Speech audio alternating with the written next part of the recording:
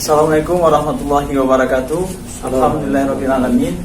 Allahumma sholli ala sayyidina Muhammad wa ala alihi sayyidina Muhammad. Baik para hadirin, kembali pada sore yang berbahagia ini pada acara kita yaitu Podcast Amsalah. Alhamdulillah kami telah ada di kantor Dinas Syariah Islam Kota Langsa dan disambut langsung oleh Bapak Kepala Dinas Syariah Islam Kota Langsa, yaitu Bapak Haji Adi Asmanuddin SAG MA. Assalamualaikum Bapak. Waalaikumsalam warahmatullahi wabarakatuh. Sehat Bapak? Alhamdulillah. Keluarga sehat? Keluarga semuanya sehat, sobat. Alhamdulillah. Tentunya kita akan bercerita banyak tentang Dinas Syariah Islam Kota Langsa, perkembangan. Kalau boleh tahu Bapak menjadi diamanahi menjadi Kepala Dinas Syariah Islam sudah berapa lama Bapak? Lebih kurang saya diamanahi di Dinas Syariah Islam ini sekitar 1 tahun 4 bulan 23 hari. 23 hari, Masya Allah. Detail lah. Ya. Berarti Saya dilantik pada tanggal 2 Januari 2020 oleh Bapak Marzuki oleh Hamid, Bapak Marzuki Hamid, Wakil Wali Kota Langsa. Ya. Tentunya kita akan mendengar banyak pemirsa tentang perkembangan syariat Islam di Kota Langsa. Mungkin bisa Bapak ceritakan perkembangan syariat Islam di Kota Langsa hari ini? Sebenarnya perkembangan syariat Islam di Kota Langsa ini sungguh sangat besar sekali apabila kita bandingkan dengan sebelum-sebelumnya. Pada tahun 2019 tatkala pertama saya menginjakkan kaki di Dinas Syariat Islam ini, itu masih banyak kasus-kasus sampai dengan ratusan kasus-kasus yang terjadi di Kota Langsa ini. Karena juga Kota Langsa ini juga kita itu kan sangat maju sekali, luar biasa. Heterogen lah. Heterogen kita. Kemudian juga masyarakatnya pun ya terdiri daripada berbagai suku di Langsa ini. Malah bisa dikatakan itu yang paling majemuk kalau di Aceh itu adalah di Kota Langsa. Karena kita ada Batak, ada Jawa, ada Padang, ada Aceh, kemudian ada Tamiang, ada Gayo, ada Alas. Jadi seperti itu kita sini sangat bercampur baur. Kemudian kasus-kasus pun yang kita dapati juga bervariasi juga. Bervariasi juga, umpamanya ada yang khalwat, ada yang ikhtilat, ada yang maisir, ada yang zina, juga ada yang termasuk itu minuman keras pada saat itu. Malah pertama-pertama juga informasi saya dengar, walaupun saya tidak di syariat Islam pada saat itu, tapi saya itu mencinta kepada syariat Islam di Aceh ini. Itu di lapangan Merdeka itu masih ada botol-botol begitu banyak, botol-botol minum keras, masya Allah luar biasa. Tapi alhamdulillah pada tahun 2019 ataupun akhir 2019 itu memang kasus-kasus itu masih terjadi. Akan tetapi tatkala dari saya masuk ke sini mulai berpacu dengan SOP yang sudah dibuat dan juga ada beberapa SOP yang saya revisi ya sehingga mulailah kita itu terus-terusan berpacu. Alhamdulillah pada tahun 2020 itu kasus yang ada itu masih terjadi sekitar 500-an. Dari berbagai bentuk kasus itu apa? Akan tetapi tatkala kita gabungkan semuanya, kita jumlahkan kasus-kasus yang ada di Kota Langsa itu di bawah 300 kasus yang ada dalam setahun. Tetapi dengan catatannya, kalaulah dulu itu mungkin seringkali dapat dipublikasikan, sering sekali apapun tetap dipublikasikan. Tapi dalam hal ini selama saya di sini, saya sudah berjanji dan sampaikan juga kepada atasan, kepada Bapak Wali Kota, kepada Pak Wakil, kepada Sekda, saya itu hanya sebagian yang saya publikasikan kepada masyarakat, sehingga Kota Langsa itu tidak lagi menjadi ejekan dari luar. Kalau kita melihat pada tahun 2017, 2018 dan 2016 itu kita itu menjadi buah bibir jabat di luar Langsa kabupaten lain, Pak. Untuk kabupaten lain. Jadi Langsa itu masya Allah memang luar biasa kejadian-kejadiannya. Akan tetapi tidak seperti itu barangkali. Jadi itulah sampai dengan hari ini 2021 ini sepertinya belum ada yang kita cabut. Belum ada yang kita cabut 2021 ini. Padahal ini udah jalan setengah tahun. Udah habis setengah tahun. Tapi alhamdulillah belum ada yang kita cambuk, sekalipun ada kasus-kasus yang kita dapati. Akan tetapi itu rata-rata sesuai dengan amanah kanun. utamakan daripada pembinaan. Kemudian kalau memang itu tidak bisa, ya coba kita langsung ke ranah hukumnya. Maksud pembinaan di sini bagaimana, Pak? Pembinaan sadar Islam ini barangkali inilah yang lagi saya usahakan, karena juga fasilitas dan ataupun sarana prasarana yang kita miliki pada saat ini sangat kurang sekali. Saya bercita-cita, taruhlah kemarin ini tatkala kita bina itu kita kasih nasihat kepada dia, kita kemudian kita panggil orang tuanya, itu yang kita lakukan. Kemudian kita panggil aparat desa, kita panggil Polmas dan juga Babinsa, Katipmas, itu untuk kita bina bersama-sama. Saya punya pemikiran dan punya cita-cita sebelum saya pensiun.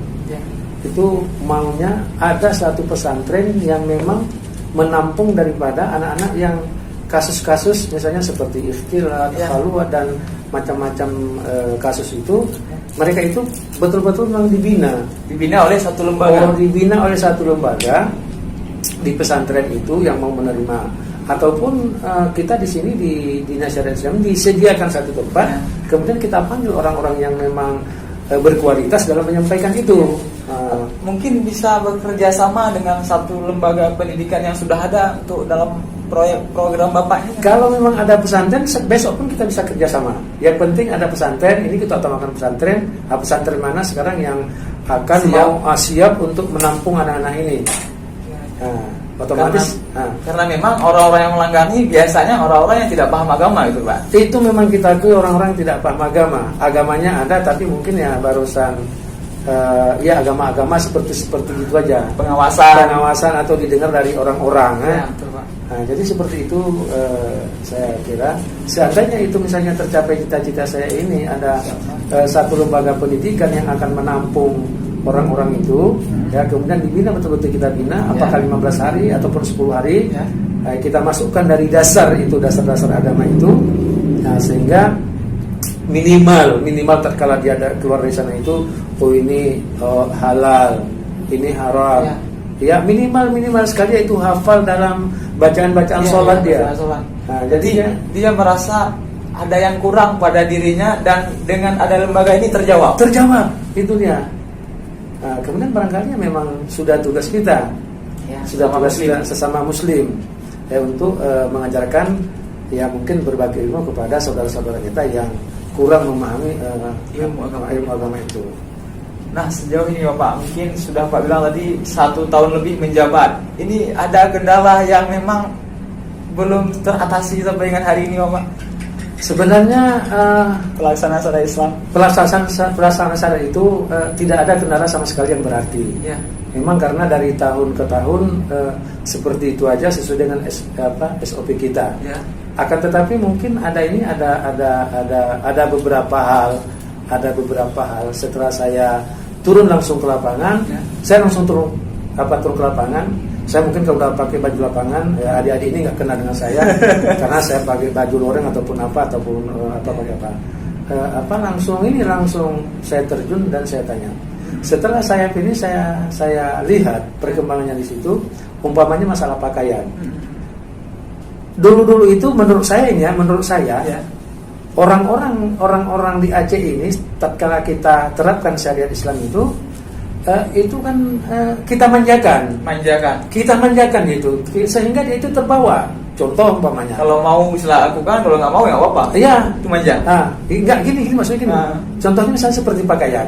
Kan di dalam kanun itu kan pakailah busana ini yang jangan ketat, jangan membalut badan. Sesuai dengan firman Allah dalam Al-Qur'an itu kan. Tutuplah auratmu. Pertama itu kan kita berdiri di apa itu, saya lihat pertama itu makanya udah manja dia. Kan pertama tuh kita kasih rok. Kalau dia pakai celana panjang kita kasih rok. Jalan. Kalau dia pakai tidak pakai jilbab kita pakai ke jilbab. Di situ kemanjanya. Jadi karena sudah kebiasaan dulu, tatkala itu tidak lagi kita lakukan, misalnya kita tidak kasih jilbab lagi, tidak kita kasih rok ataupun yang lainnya, dia itu dari rumah itu santai aja. Nah, pakai aja yang sampai nggak apa, paling-paling kita dikasih rok, dikasih hadiah. Jadi ya barangkali di situ kendala apa ini, kendalanya apa itu yang kita hadapi karena sudah kita manjakan dari pertama. Misalnya seperti contoh hari itu kan pernah dikoronkan itu di Rusmawi. Tatkala perempuan-perempuan yang pakai celana sempit itu, dia disimprot, apa namanya itu? Disimprot dengan apa tuh? Dicek. Sehingga ada di situ kan tidak bisa dipakai lagi. Tapi itu juga ya masyarakat pun juga protes lagi. Nah, jadi kendalanya kalau saya lihat, makanya saya bilang tidak ada yang berarti sama sekali kendalanya. Dalam hal ini cuma ketegasan doang. Ketegasan kita itu aja. Ketegasan kalau kita itu tegas, udah. Itu tidak boleh celana itu. Apalagi badan hukum kita kuat. Padahal badan hukum kita itu kuat. Bentuk hambatan yang hadir daripada masyarakat. Kalau kita misalnya melihat sejarah adanya syariat Islam yang ada di Aceh ini kan tidak terlepas daripada suara yang sama masyarakat Aceh untuk mendapat satu keistimewaan. Dan kemudian hadirlah Dinas Syariat Islam Kota Langsa. Dan kami melihat ada Amnesty International yang kemudian memberikan bahwa ini syariat Islam di Aceh ini tidak melanggar HAM, tidak sesuai dengan nilai-nilai kemanusiaan.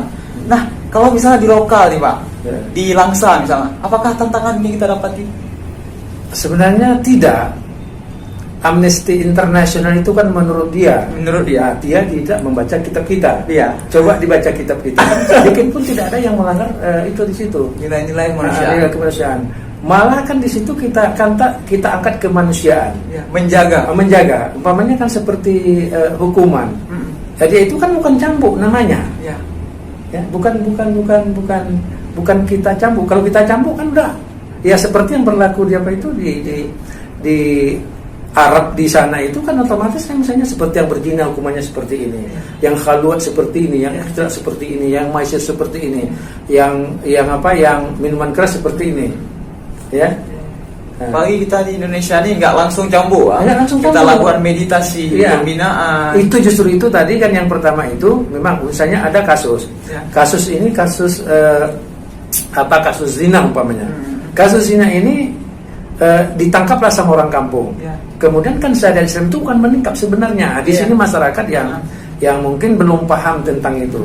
Kita itu bukan menangkap, akan tetapi tatkala kita ditelepon dari desa, kita itu mengamankan. Kalau tidak kita amankan di sini, otomatis terjadi massa. Nah itu kita itu mengamankan. Setelah kita amankan di sini, kita di sini batasnya bisa kita amankan itu 1 kali 24 jam. Setelah 1 kali 24 jam itu batal hukum. Berarti meringankan kemarahan massa. Kita bawa kemarin ini seperti misalnya kejadian kemarin. Itu kejadian kemarin itu di Kedubang Jawa kejadiannya. Udah seperti jam ini juga saya pulang karena juga kasih binaan, kasih mediasi di antara orang ini kan. Kita amankan di sini lebih kurang mungkin sekitar 20 jam mungkin.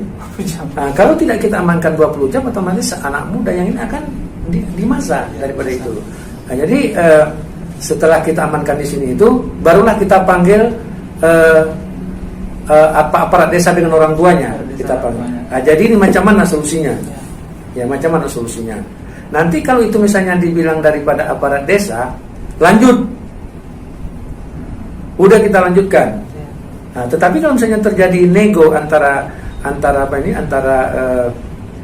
aparat desa ataupun aparat kampung dengan orang tua si pelaku, itu nanti dikembalikan ke kampung. Dikembali ke kampung itu, di kampung kan ada resam. Nah, jadi nanti di kampung itu terserah nanti apakah mau dinas seperti ini, apakah diusir dari desanya ataupun lain sebagainya.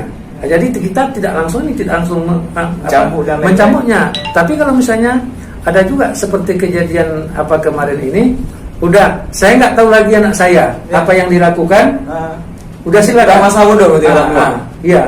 Orang tuanya udah masa bodoh. Kalau itu memang ada barang bukti dua yang kuat, barang buktinya dua.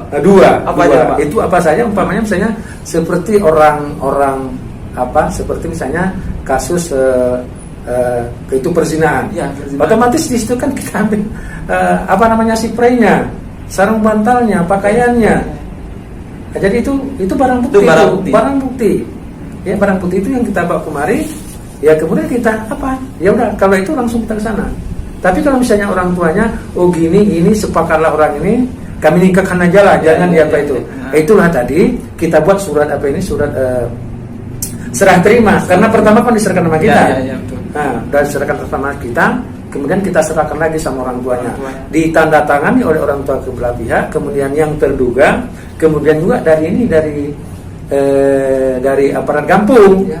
Kalau nggak seperti itu nanti kan udah datang lagi. Oh, itu udah di 86. Apa ngerti 86? Ya. Ngerti kan? 86. Bahaya. Bukan. Nah, itu kan. Udah dikasih duit. Itu maksudnya itu 86 tuh. 86 itu. 86 tuh. Pikir bahaya 86. Nah, bukan. Itu udah di 86 kan lagi Pak Haji lagi. Nah, lebih-lebih kemarin-kemarin itu kan saya gas tuh pertama masuk tuh. Oh, saya gas. Ya, tapi banyak mungkin yang nggak saya gas lagi lah. Biasa aja lah kan gitu. Pertama kan saya gas memang. Puasa-puasa tuh kan ribut memang. Saya di belakang ini. Enggak apa itu kan. Nah, jadi seperti itu. Jadi kita itu tidak langsung campur itu. Di situ ada memang seperti saya sampaikan pertama tadi, itu ada ininya, ada tahap-tahapnya dia. Tidak langsung apa itu. Tidak langsung dicambuk dia. Jadi begitulah kalau tadi berbicara tentang amnesti tadi, internasional tadi amnesti itu kayaknya lebih hebat orang Islam. Iya. Lebih hebat kita. Jadi Islamnya lebih menjaga kemanusiaannya. Ya, kita itu kan ada nego-nego, bukan nego, ada tahap-tahapnya. Ya. Padahal dia jelas-jelas itu ada bukti. Dia itu berzina misalnya. Tapi datang orang tuanya seperti ini, ya. Udah selesai. Berarti kok jelasnya orang yang kritik secara nilai syariat Islam itu secara akademis itu nggak ada, Pak? Nggak ada. Malah ya mungkin juga saya karena sekarang ini berkecimpung juga di kampus juga, ya kawan-kawan semua dari akademis itu malah mendukung apa yang kita lakukan. Malah digas lagi kan? Digas lagi. Tadi semangat lagi, Pak. Digas lagi kita lagi. Iya. Baiklah, Pak. Mungkin ada beberapa kanun yang sudah dijalankan dan alhamdulillah berhasil. Ini untuk ke depan, Pak. Ada mungkin perencanaan ataupun revisi kanun? Sebenarnya kalau kita berbicara tentang kanun itu, ya karena ya mungkin itu bukan hak saya untuk merevisinya, tapi ada beberapa kanun itu boleh kita buat perual. Turunan dari kanun itu adalah ada. Oh, boleh buat anak-anaknya. Ada peruannya, rinciannya ada. Contohnya misalnya seperti kemarin itu masalah masalah keramaian dan musik dia live musik. Live musik di warung kopi. Di warung kopi itu. Kan pertama itu kan itu ada di situ itu kan sampai jam 11.30 atau 23 apa itu. Kemudian kemarin alhamdulillah kita bersama-sama dengan KP2SD, ya kemudian dari hukum juga dari kita itu dari Satpol PP kita revisi. Jadi justru itu pada saat sekarang ini tidak ada lagi yang di atas jam 22.30. Berarti kita kurangi sejam. Kita kurangi sejam. Justru itu kan itu nggak ada lagi di atas 10.30 itu nggak ada lagi dia. Nah, jadi kalaupun memang masih ada misalnya di bawah jam 10 itu jangan ribut-ribut dulu. Karena belum belum tepat waktunya. Jadi seperti itu memang kesepakatan kita boleh. Tapi dengan catatan, di situ ada catatannya, tidak mengganggu lingkungan, tidak ini, tidak itu, tidak itu. Apabila mengganggu itu sekalipun masih jam 8, itu tetap kita ini tetap kita tindak lanjuti dan kita panggil kemudian ya kalau memang itu memang sudah luar biasa kita campur memang. Artinya masyarakat boleh memberikan laporan kepada Dinas Syariat Islam kalau boleh. Memang ada live musik yang mengganggu. Yang mengganggu boleh. Siang pun boleh, yang penting mengganggu. Karena dalam kanun ke dalam perwal itu peraturan kota itu adalah dengan catatan tidak mengganggu lingkungan. Tidak beraktivitas pada saat sholat, tidak beraktivitas pada sholat Jumat. Nah, jadi itu. Malah kalau kemarin ini kan tapi disorot juga. Tapi mungkin ya karena kurang mengerti apa sebenarnya tupoksi daripada syariat Islam itu, nah sehingga ada juga yang ngomong seperti itu. Ya, Sekarang kadang-kadang masyarakat ini dia manawiha. Kan semuanya itu wiha. Kenapa? Karena dia apa itu? Padahal kami itu posisi itu seperti yang saya sampaikan tadi. Kami itu ada khalwat sikat, ada ikhtilat ngambil, ada maisir ya hamo, kan itu bahasanya aja itu, kan gitu. Ada zina udah dia apa kemari, ya. Ada khamar, ya laporkan kemari. Jadi sebenarnya tugas kami itu aja. Kami, nah, misalnya seperti penutupan kafe itu bukan kami, bukan tupoksi daripada DSI. Tupoksi daripada DSI. Tupoksi DSI itu inilah tadi. Ada khalwat, ada ikhtilat, ada khamar, ada maisir, kemudian ada zina. Tapi kalau misalnya masyarakat melaporkan, kami siap bantu itu, Pak. Siap kita membantu. Nah, contohnya apa yang kita bantu? Misalnya seperti chip. Nah, lagi viral sekarang. Yang viral sekarang ini. Sebenarnya kan bukan sombong. Itu yang pertama sekali mengamankan chip itu adalah Langsa. Berarti dari Aceh? Dari Aceh itu Langsa tuh. Yang pertama sekali mengamankan itu Langsa. Kemudian tatkala dibaca itu dan viral, barulah dilakukan oleh daerah-daerah lain. Dari Langsa itu menuju ke Simelu, dari Simelu menuju ke Pidi dan tempat-tempat yang lainnya. Berarti Langsa menjadi contoh itu contoh yang pertama sekali terhadap itu tadi masalah chip, tindak laku chip ya, domino tuh. Itu kalau boleh tahu Pak, tindak laku chip pelanggaran yang dilakukan oleh orang main chip itu Dinas Islam lakukan setelah adanya aturan lalu kemudian dilakukan, ataupun dilakukan dulu lalu kemudian ada aturan? Itu aturannya udah dulu. Aturan udah dulu. Tapi karena kemarin ini saya kira tidak dibaca. Kurang membaca ikra'nya itu kurang. Sehingga kan ada anggota WIHA yang bilang sama saya, Pak, ini nggak pernah kami dengar. Dia tanya, nggak pernah kami dengar. Padahal itu kalau saya tidak salah itu ada di Kanun nomor 6, ada di Kanun nomor 6 tahun 2014 itu pasal 18, 19, 20, 21 sampai dengan 23 di situ tentang perjudian. Tentang perjudian, tentang maisir ada di situ. Jadi terheran-heran. Jadi kalau saya buka buku tebal ini ada di sini semua. Baca di sini kan ada di sini semua, udah ada itu tentang pelanggaran. Pelanggarannya. Tapi kadang-kala kan kalau chip ini susah juga deteksinya susah. Kemudian orang ini paling licik yang pemainnya itu. Di situ kan setiap ada yang membeli kan, ada yang menyediakan kan namanya judi, ada yang beruntung. Umpamanya kan kalau itu saya dengar itu satu paket 60. Misalnya kita, Pak kasih paketnya. Nanti jual lagi 70, di situ kan udah ada untung. Udah ada untung 10.000. Kalau ada 10 paket kan ada 100.000. Itu udah judi itu, udah termasuk judi. Jadi sesama masyarakat anak-anak muda ini kadang-kadang kata-katanya kayak gini, ada agak banyak. Ini ada agak banyak ini. Udah tahu nih berarti berapa B? Berarti ada dikit katanya. Ada dikit. Di dalam apa itu, dalam pasal 18 dan pasal 18 Kanun nomor 6 2014 itu kalau saya tidak salah, nanti bisa dikoreksi kembali. Itu di situ kan paling banyak. Nah, paling banyak itu kan sebanyak-banyaknya atau seharga 2 gram emas. 1 gram kalau hari ini kan harga emas kan 28. Satu emas, satu mayang itu kan 3 gram. Nah, jadi kalau kita bagi 2 gram itu berapa? Dia ada sekitar 1 juta sekian.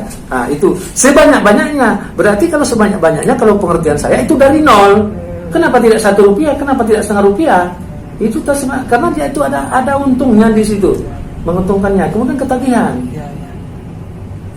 Mungkin masyarakat perlu tahu Pak, bahwa sesuatu yang masuk daripada yang haram ini energinya akan bahaya sekali Pak. Bahaya sekali. Kan sabda Rasulullah SAW, apabila seseorang itu masuk ke dalam tubuhnya itu satu tetes 44 hari tidak diterima doanya. Konon kalau setengah gelas macam mana? Coba. Kalau setengah gelas macam mana? Iya, 44 satu tetes. Setengah gelas itu berapa tetes? Kita bilanglah 100 tetes lah, kita bilang kan, kali 44 berapa? 400 berapa? 4.000 sekian kan? Berapa tahun?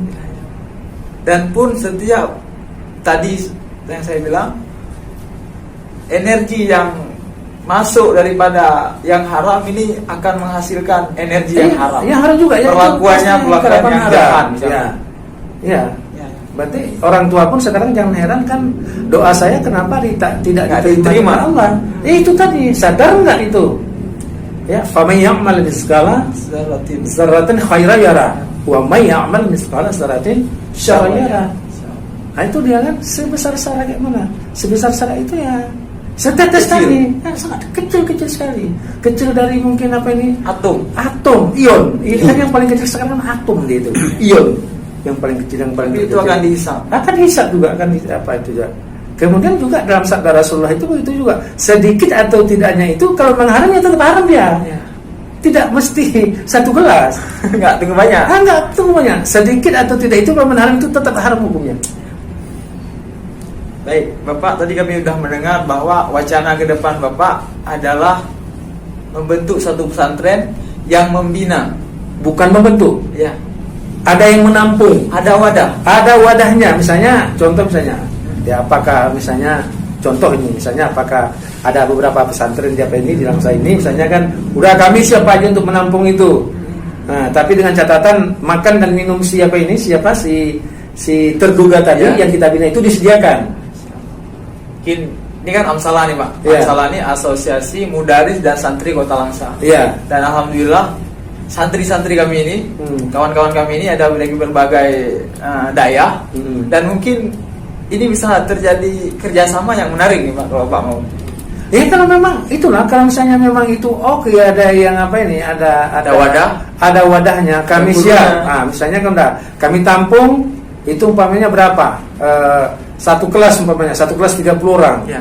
Nah, jadi kita itu kan kita tampung itu kelas khusus. Kelas khusus ini, khususan ya itu udah misalnya masuk 2 orang, udah 10 hari, udah selesai 10 hari, masuk lagi kan itu aja kan ini tetap tetap berlanjut ini, tetap berlanjut. Nah, jadi bisa saja kayaknya ya Pak Wali Kota dan Pak Wakil itu lebih sangat mendukung itu. Terima kasih Bapak kesediaan waktunya. Mudah-mudahan sehat selalu Bapak. Amin. Disukseskan dalam menjalani roda organisasi yang menjadi garda terdepan. Amin. Dalam penerapan syariat Islam di Kota Langsa. Amin. Terima kasih atas kesempatannya. Demikian yang dapat kami sampaikan. Terima kasih kami ucapkan kepada Kepala Dinas Syariat Islam Kota Langsa yang telah meluangkan waktunya untuk kami Asosiasi Santri Mudaris Kota Langsa. Mudah-mudahan bermanfaat. Saya moderator Rizky Ramadana undur diri di hadapan saudara sekalian. Hadana wa iyyakum ajmain. Assalamualaikum warahmatullahi wabarakatuh. Waalaikumsalam warahmatullahi wabarakatuh.